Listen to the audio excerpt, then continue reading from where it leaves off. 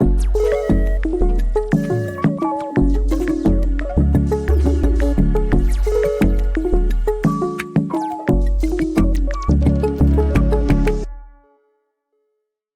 everyone, welcome back to the Congressional App Challenge Debugged Podcast. I'm your host Medha, and today our guest is Natalie Lao. Natalie Lao is the Executive Director of the App Inventor Foundation, a 501c3 nonprofit founded by professors and engineers at MIT and Google, with the mission of empowering students to create meaningful technologies that can transform their lives and uplift their community. She received her Bachelor's of Science, Master's in Engineering, and PhD in Electrical Engineering and Computer Science from MIT's Computer Science and Artificial Intelligence Lab, where she developed database and AI components and led research curriculum development and teacher training for App Inventor initiatives across the globe. At MIT, she was co-creator and instructor for the undergraduate courses Deep Learning Practicum and led the trajectory team for the MIT Inclusive AI Literacy and Learning Project. Natalie serves as an expert on Mission for UNESCO's AI and the Futures of Learning project, where she is developing the UN's AI competency framework for school students.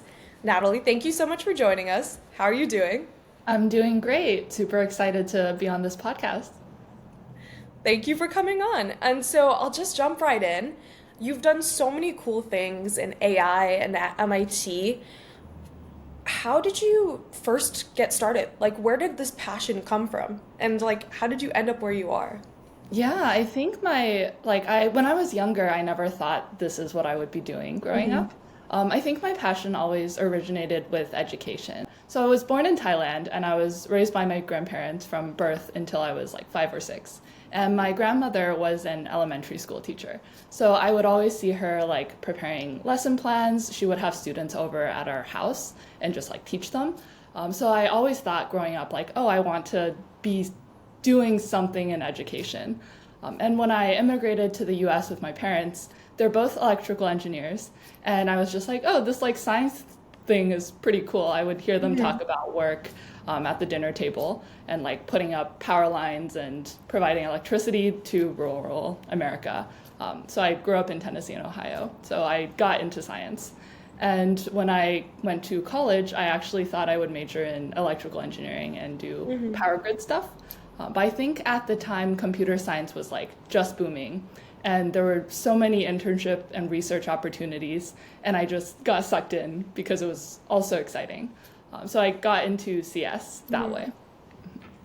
It's so cool that now you're in a place where you've culminated all of those things you grew up around, right? Education and electrical engineering, and now you've kind of brought your own twist onto it. I think it's so cool to look back and see how that impacted you. So I'm curious, how during college, how you kind of found your path and how you kind of went from choosing computer science and now you're, part of the App Inventor Foundation and on UNESCO's board and everything. Yeah, I think when I first entered college, I didn't think I would do grad school. I didn't think I would do AI. I was a very excited undergrad. So I joined every single club that was interesting to me. And it was As you should. Yeah, it was great. I recommend all of the students who are listening do that and try it. And I think I found one or two that I really loved. And there was one program at MIT that made a very profound impact on me, and it's called the MISTI Global Teaching Labs program. So they send MIT undergraduates all over the world to teach at high schools or middle schools in different parts of various countries. And in my junior year, I was sent to Barcelona, Spain, which is very cool. And I taught high school computer science for about 1 month. And the computer science teacher there was amazing. He just gave me his class and was you go and have fun and have at it. And I think at the time they were learning a lot of very basic technology skills. And as someone who codes, I was just thinking of how can I get them to be excited about coding and see the power of it in 1 month, which is a very short time frame. So I was just Googling what activities I can do. And I found MIT App Inventor. And I was oh, it's from my university. It's free. It's open source. There's a lot of free curricula. Let me try it. So I had the students just work on a few basic apps in the first week. And after 1 week, they had like recipe apps and like game apps on their own phones. And a lot of the students just like, it was a eureka moment for them. They were just like, whoa, I can make apps and I can be a creator of technology instead of just someone who's consuming these technology and apps made by other people and companies. So that was a like big transformation moment for me. And when I came back to MIT for the spring semester, I literally just like found the professor who works on this project, knocked on his door and asked if I could help out in any way. And this is Professor Hal Abelson. He's an amazing mentor, and he of course like took me in, which is why I'm here today. And he was the one who convinced me to do grad school as well. That's awesome. So I have so many questions based off of that. I think my first question that I want to land on is like, how did you kind of foster that mentorship relationship? I think as like undergrads or young students, you're constantly, or even as an early career professional, you're constantly looking for like that perfect mentor or the mentor that you need for that moment. How did you kind of foster that relationship? And do you have any anecdotes or lessons learned that would be great to share? Yeah, I think each like mentor-mentee relationship is really different, and it depends on like your needs and your communication styles as well as the mentor's communication styles and needs. I think Hal and I were just like a really great match when I first started. I was like super eager to just do anything and help out. I was like, there's nothing that I'm not willing to do. And for his lab, there was a lot of like education workshops and curricula they were building. So even though I had a CS background, I didn't start out developing code. He was just like, why don't you like help out with teaching workshops to like Boston public school kids? We had this new Lego component at the time. Like we've built the blocks for it on App Inventor already. Can you think of a few like really fun tutorials that kids would love to work on? So I did like bits of everything. And then I also helped make a website for like teacher communication. So like really learning as much about the organization or team as possible when you first start out and seeing like where you can make the most positive impact and contribute in a way that helps other people most was my strategy.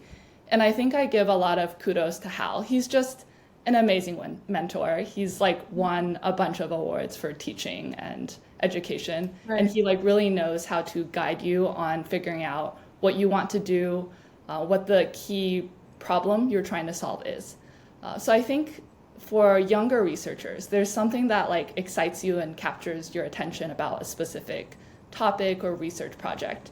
And you may not have like a good reason why. It's just like, it's very fun for me.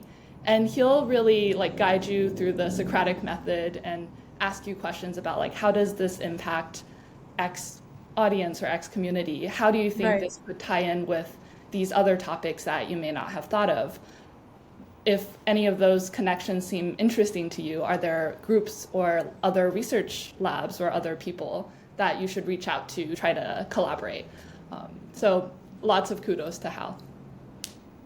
That's amazing. I love that. And so my second question for you is, how did that conversation go where he convinced you to apply to grad school? And why were you against grad school? And then how did you end up getting 2 grad school degrees?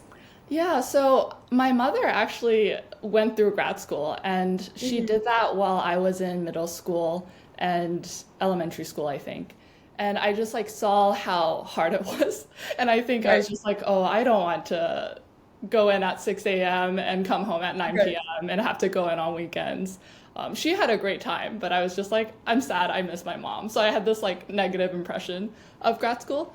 And when I went to MIT, my plan was to get my bachelor's degree and go work at a big tech company. Like I love program management. I did a few PM internships at Google and Apple, and it was just like a really good fit for me. So that was my initial plan. But then after working with Hal, he was just like, you're really good at the education stuff. You seem to really love it. Why don't you just like stay for 1 more year and do a master's? We can get that done for you in a year, and you can like work on this new project in Hong Kong that we've set up and travel there and teach kids there. So I was just like, okay, it's only 1 year. I can do that. It sounds like a great program. I'll put off my career plans for 1 more year. And then during that year, AI really blossomed at MIT. It became like a huge thing. And he had me play with some AI blocks through App Inventor, and I was having a really good time. And he was just like, Natalie, AI is becoming a big thing. I think you should just do a PhD on AI. And I told him at the time, like, I don't want to spend 7 years at a PhD. It's Right. like not my dream. That's insane. Yeah. And I was just like, I Yeah. need to get it done in 3 years, or I don't think I want to do this. And he was like, okay, we can make that happen. So I was like, Mhm. all right, I'll try it out. So I guess it was like first he got me to do a master's, and then I really enjoyed the research, and he got me to do a PhD. That's amazing. And so tell me more about Hong Kong. What was that experience like, in terms of just like interacting with the culture, and then also were there differences in how you structured curricula between Boston Public Schools and Hong Kong or anywhere else? That's a really great question. So the Hong Kong project, I think it's been going on for 6 years now since Hmm. my master's. It's a really large and impactful project in Hong Kong, sponsored by the Hong Kong Jockey Club, and also currently I think the Education Bureau of Hong Kong is picking it up. And the idea was that every single primary 4 through 6 student should be learning computational thinking. And they thought App Inventor would be a great tool to do that with, since it's For sure. block-based and you're Yeah. making apps that, impact the world.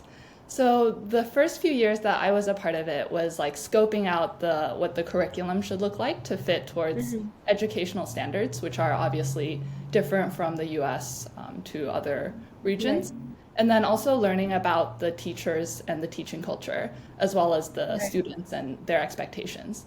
And I think one big difference in Hong Kong was the parents are very involved, compared to the Right. US, where it's more like teacher and student have a very close relationship, and the parents are slightly less involved.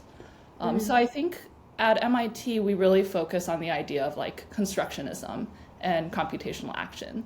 So we think students learn best when they're actively creating something that has personal meaning to them. And through App Inventor, we wanted the curriculum to be more open. So we wanted students to be able to like make projects on things that they were really interested in. So like, for example, if they had a grandparent who had hearing issues and couldn't hear the kettle boil, they could train an AI to listen for the kettle sound and alert the grandparent through a vibration or something on their phone. So that was like the kind of idea that we had for what students could build. But I think working with the teachers in Hong Kong, we we had to understand like what level the students were coming in at and what time and resources they had during the class. So we kind of scaled those like ideas back a little bit to be more standardized. And I think it ended up having a lot of impact.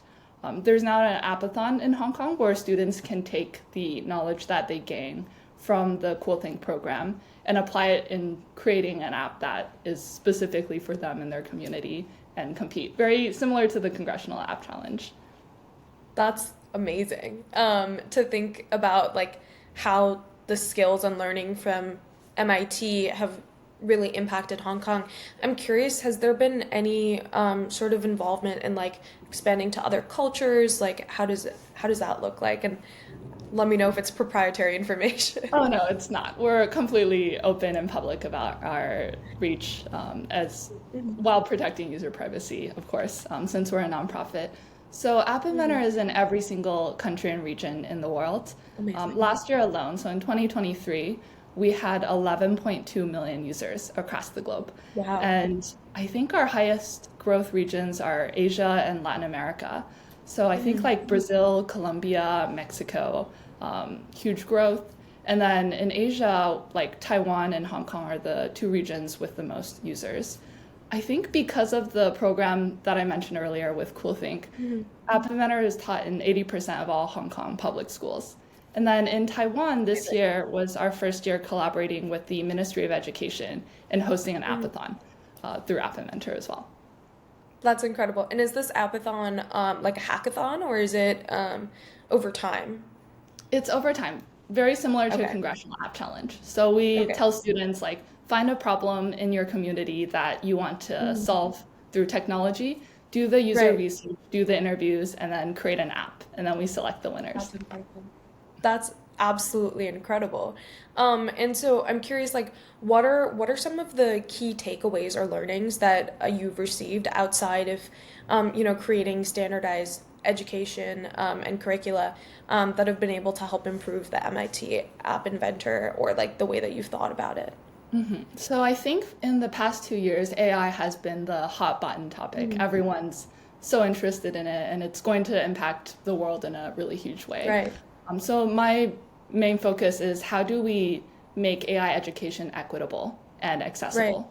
And I think like one key component of that is the resources for teaching it have to be free for students Okay. and teachers from under-resourced areas or low-income neighborhoods.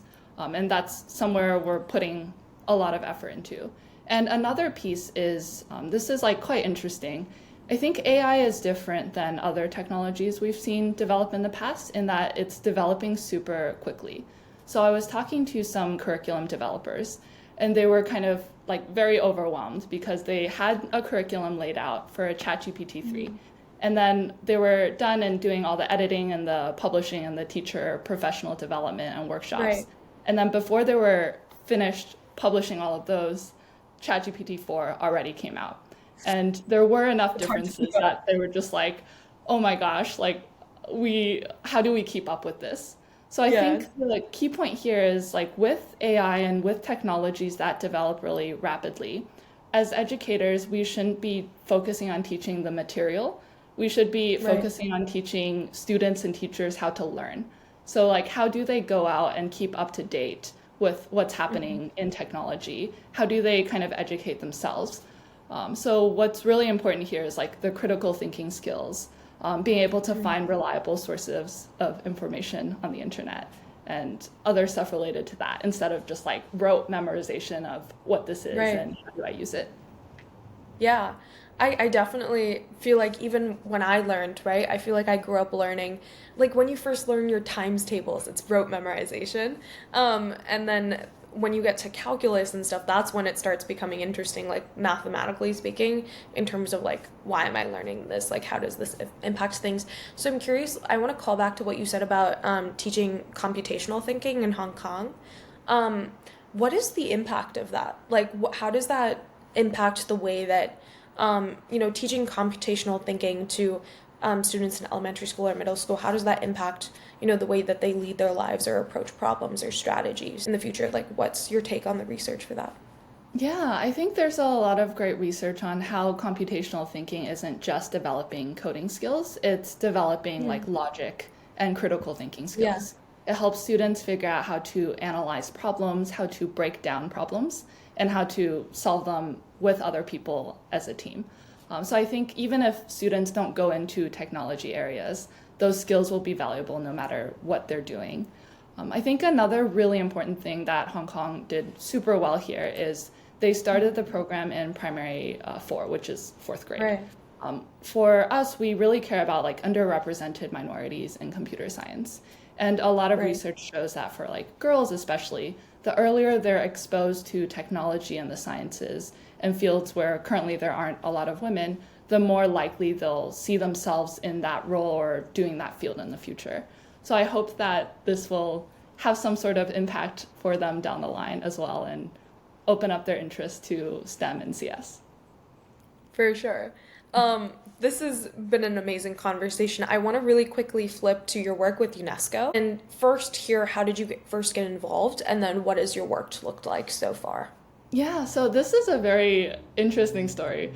I think it first started at the end of my PhD. So I published a dissertation, as all PhD students do, and a huge Right. part of my dissertation was focused on an AI education framework. So I was trying to outline, based on my research, what are the knowledge, skills, and attitudes that we should be trying to educate students with respect to AI. It's very similar to computational thinking, but for like machine learning and artificial intelligence. And I think most grad students, when you finish a thesis, especially one that's like 100 pages long, you assume that nobody will ever read it. And I think Yes. that's often the case. And I was just like, oh, it's going to sit in MIT's archives forever. Right. But about like 6 months after, UNESCO reached out to me. I was like, hey, Natalie, we saw your thesis. It's really cool. And we're thinking about creating an AI competency framework for all students of all UN states for, countries to look at and use to guide their own policies. Would you be interested in joining this project? And of course, I said yes. So it's been a really amazing experience working with the team at UNESCO and also the other collaborators that I've met through UNESCO. And we're still finishing up the draft. I have a meeting later today with my friend Kelly to finish it up. And I think we'll have it done by the end of this year. So I'm really excited for UN member states to take a look, and of course, like other people as well, and see how it can help in their AI policy and AI education regulation making. That's amazing. I look forward to hearing more about that. I'm sure it'll make headlines. So I'm sure that's awesome. And so what are you most proud of so far? I feel like you've had a really long career. I'm curious, like, what are you most proud of? I think the past 3 years since I started the App Inventor Foundation with Hal and Mark and Jeff from MIT and Google have been like the most amazing and transformative years of my career. And within that, I feel like the thing that I'm most happy about is being able to highlight students' stories. So App Inventor has huge reach, 11 million people every year and growing. But we didn't have a lot of good examples of projects that students had made. So oftentimes beforehand, we would hear about student projects after they made the news or were the front page cover of Time magazine. But we started a new program to have students send in their apps and tell us their stories, the Appathons. Yeah. So I've been really, really honored to meet the students in person and been able to travel and see where they come from and learn more about their stories. So I would say highlighting our students. That's absolutely amazing. And then my last question for you is, if you could go back in time, what advice would you give to your 18-year-old college freshman self? Oh, that's very easy. Make sure to sleep enough, eat healthily, and exercise, because that is my greatest regret from college. I didn't sleep enough, and I think I feel like these habits you carry with you through your later life as well, and it has impact on your health and how well you perform academically and everything. So obviously I was fine, but that's what I would tell myself to focus more on. I think kids these days, myself included, need to hear more about sleeping more. Yes. Well, that's amazing advice. Thank you so much for this conversation. I've learned so much from speaking with you, and it's so clear how passionate you are about your work, and it's infectious. So I'm sure everyone who's listening is having a wonderful time listening. Wanted to give you a chance, if there's anything else you'd like to add for our listeners, to speak now. Thank you so much. Yeah, I'd invite you to check out appinventorfoundation.org and appinventor.mit.edu. Those are our two websites for our programs. And if you're interested in learning, all of the resources are free. And if you're interested in participating in our Appathons, as well as House of Code and Congressional App Challenge, we have one coming up. It's called the Global AI Hackathon. And if you subscribe to our mailing list or check out our social media, you'll see an announcement in the next few weeks. Amazing. Well, thank you so much for coming on, Natalie. I really appreciate this conversation. And I hope you have a great rest of your day. Thank you. You too.